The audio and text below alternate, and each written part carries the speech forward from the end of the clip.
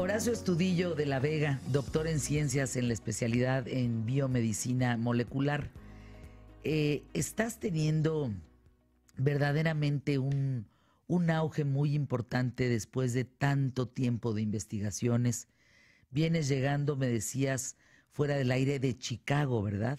¿Qué fuiste a hacer a Chicago, Horacio Estudillo de la Vega?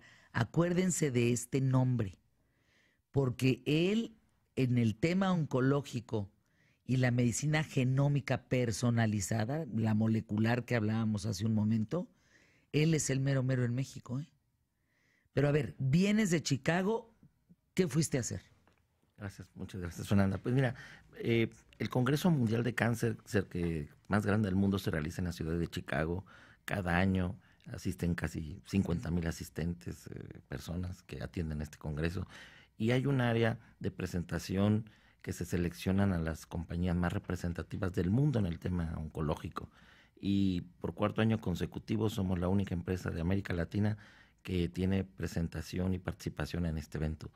Este año lanzamos la nueva área de HematoCare, que es el área de estudios genómicos y genéticos para leucemias, linfomas y otras enfermedades oncológicas de origen hematológico.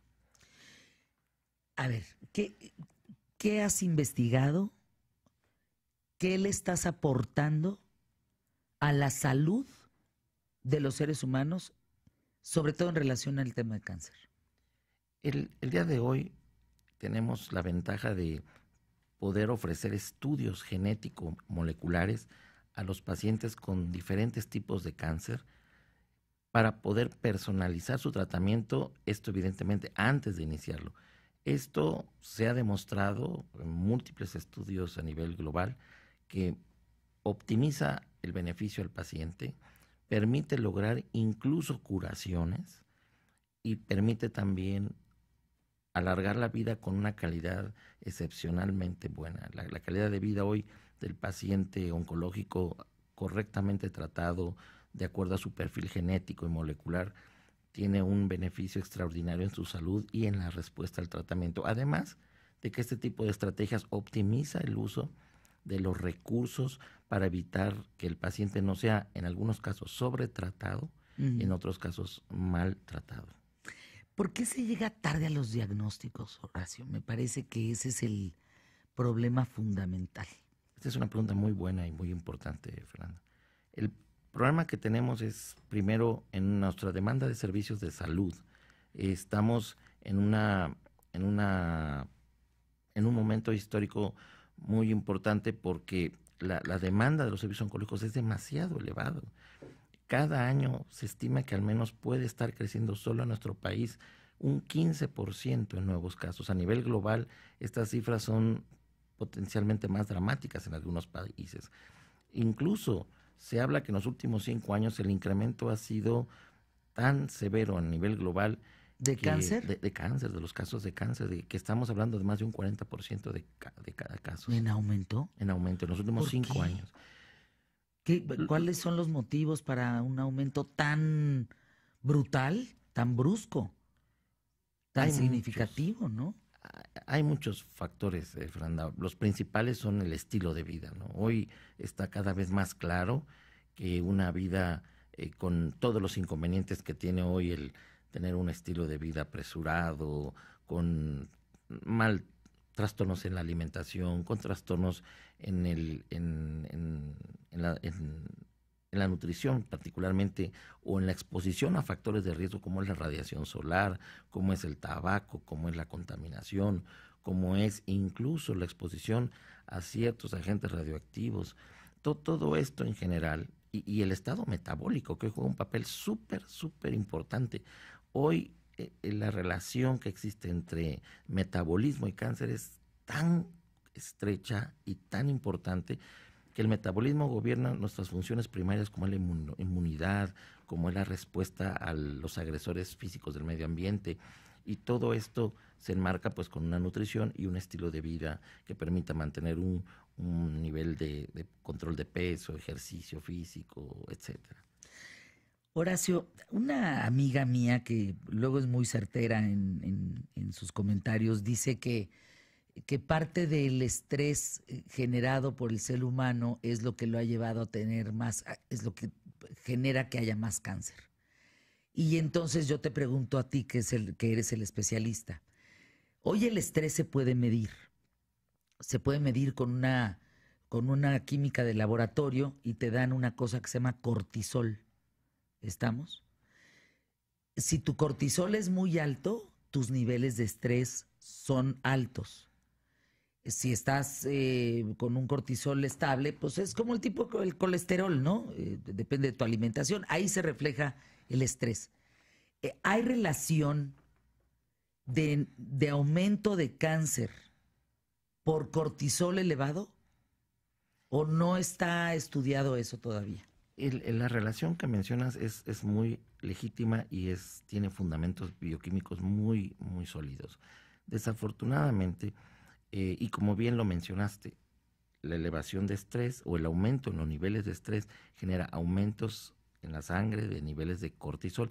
Y el cortisol es una hormona muy especial, que es una hormona de alerta, de respuesta, que debe de funcionar nada más en el momento de la alerta, de la respuesta. Si los niveles se mantienen altos, por supuesto que descompensan al organismo, por supuesto que deprimen al sistema inmunológico y por supuesto que hacen a la gente más sensible a muchas enfermedades.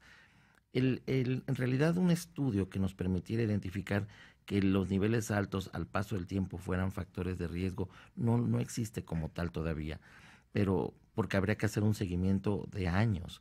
El cáncer tiene una particularidad, Fernanda, que es una enfermedad que tiene una ventana diagnóstica que puede ir desde los 10 a los 30 años. ¿Qué significa esto? Que cuando empieza la alteración, el fenómeno de cáncer, estamos hablando de un fenómeno que es muy lento porque nuestro cuerpo responde, lucha, lo reprime, lo retiene y llega un momento en que se activa. Es ahí donde en ese proceso el cortisol, junto con muchas otras hormonas del estrés, junto con muchos otros factores, se van sumando y haciendo que este proceso patogénico y maligno como es el cáncer se vaya produciendo. O sea, sí hay una relación. Totalmente. Es que fíjense, cuando tú dices estoy estresado, me parece bien interesante porque se habla mucho del estrés hoy en día. Qué bien lo explicaste. El cortisol tiene que funcionar como una alerta frente a una situación de crisis en tu vida. Pero si todo el tiempo lo tienes alto, pues todo el tiempo estás en crisis, pues todo el tiempo estás reactivo, ¿cómo diríamos? Alerta. En alerta, perfecto. Y eso nos perjudica la salud. O sea, ¿qué te hace el cortisol directamente al cuerpo? Genera una respuesta de alerta a nivel del sistema nervioso central, a nivel bioquímico, a nivel de respuesta cardíaca, porque es una preparación hacia la fuga, hacia la supervivencia. Entonces el estrés, y te digo, es parte de todo un conjunto de sustancias que produce nuestro cuerpo. El problema es que existe una producción permanente. El problema es que estos niveles no bajen, como bien lo mencionaste, y al paso del tiempo, esta situación desgasta los órganos, desgasta nuestra actitud frente a la vida y pues principalmente nos hace más sensible a las enfermedades. Hoy está bien demostrado que incluso las infecciones como tal tienen una asociación muy importante con el estrés. El estrés podría ser una de las condiciones que hoy tienen más valor para esos estudios que ahora se practican mucho, que se llaman los de Quality of Life, que lo que buscan es identificar cuál es nuestro nivel de calidad de vida. Es uno de los indicadores más importantes, porque está bien demostrado que al paso del tiempo no solamente el cáncer puede aparecer, sino enfermedades complejas autoinmunes, enfermedades complejas metabólicas, enfermedades complejas hasta de demenciación, por ejemplo, de pérdida de la memoria. Cosas que extraordinariamente en una población donde no hay sometimiento al estrés, pues esto no aparece. Aquí el tema, Horacio, es cómo desestresarnos. Es decir, a ti que me escuchas, ¿cómo vives? Que entonces tu nivel de cortisol está alto, tu nivel de estrés se manifiesta y entonces te enfermas más, comes mal, etcétera, etcétera, etcétera. Pero ¿qué tendríamos que hacer? ¿Irnos a una cueva o irnos a vivir al mar? O sea, ¿qué tenemos que hacer como para no vivir esos niveles? Otra muy buena pregunta. La verdad, Fernanda, si uno buscara una respuesta biológica a este tipo de situaciones, una de las cosas que más ayuda, sin lugar a duda, es el ejercicio físico. Claro, no es suficiente. La nutrición, pues, compensa un poco, pero lo más importante es evitar el agente que lo está causando. Si el estrés es una situación familiar, hay que resolverlo. Si el estrés es una situación eh, laboral, hay que resolverlo, porque realmente el estrés tiene un componente emocional severo y tiene fundamentos ya bioquímicos.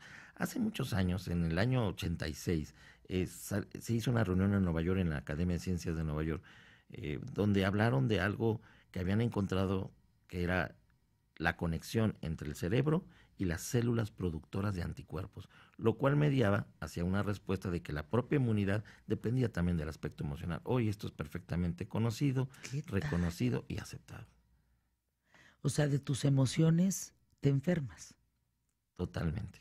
Físicamente. Físicamente, biológicamente, químicamente, infecciosos, cáncer, enfermedades autoinmunes. Todo tiene un componente en algún momento dado de un componente emocional. ¿Qué tal? Pausa, regresamos aquí en ¿Qué tal, Fernanda? Horacio Astudillo de la Vega, doctor en ciencias en la especialidad de biomedicina molecular.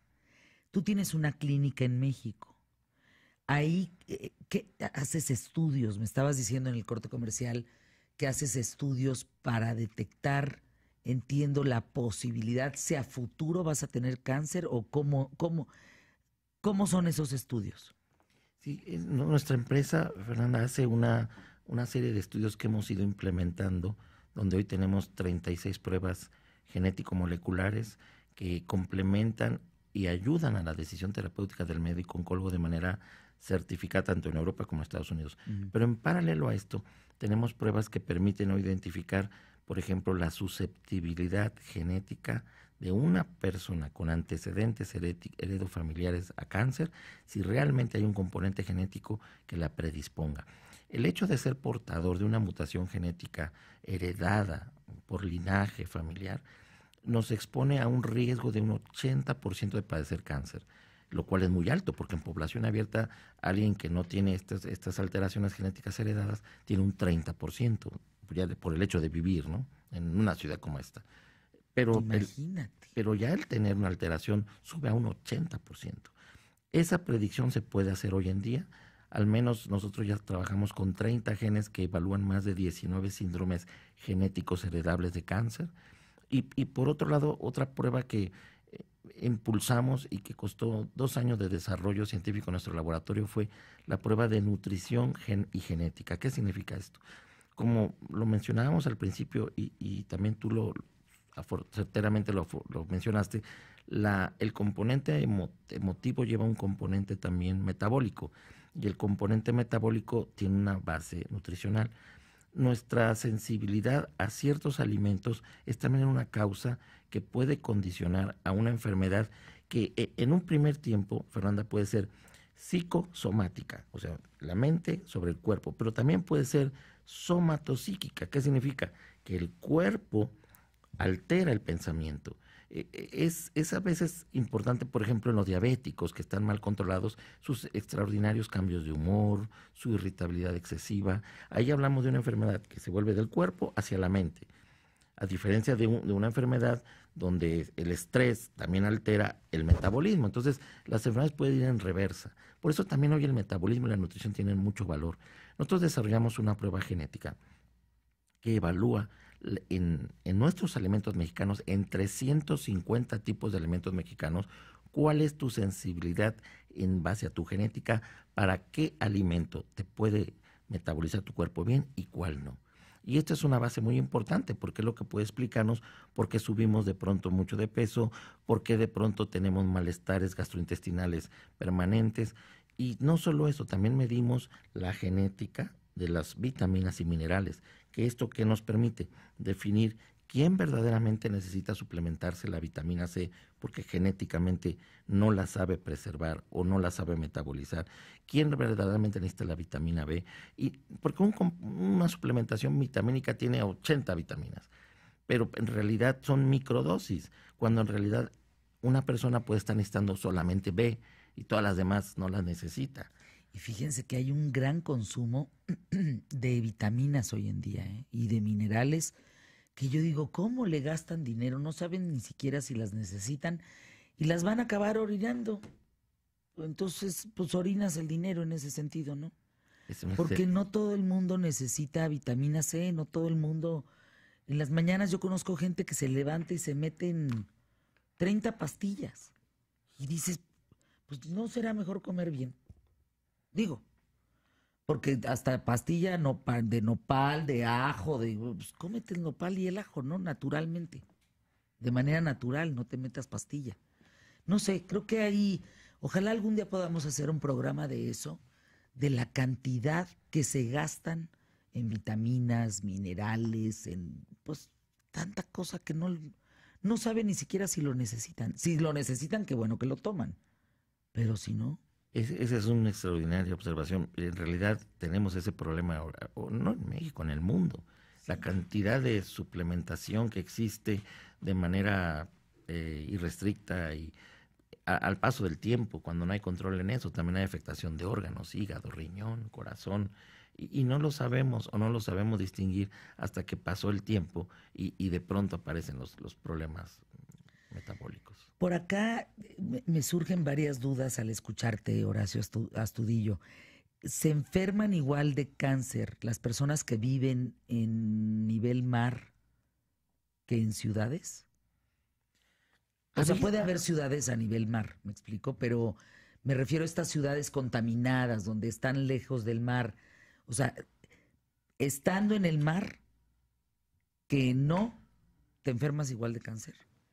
Esa es otra pregunta muy interesante, Fernanda. Fíjate que hace unos años la propia OMS mandó una alerta, porque hoy se mide mucho la radiación ultravioleta en el planeta. Uh-huh. Y hay focos donde de pronto hay exceso de radiación. Bueno, estos días en la Ciudad de México, amigos de la República, hemos estado radiando.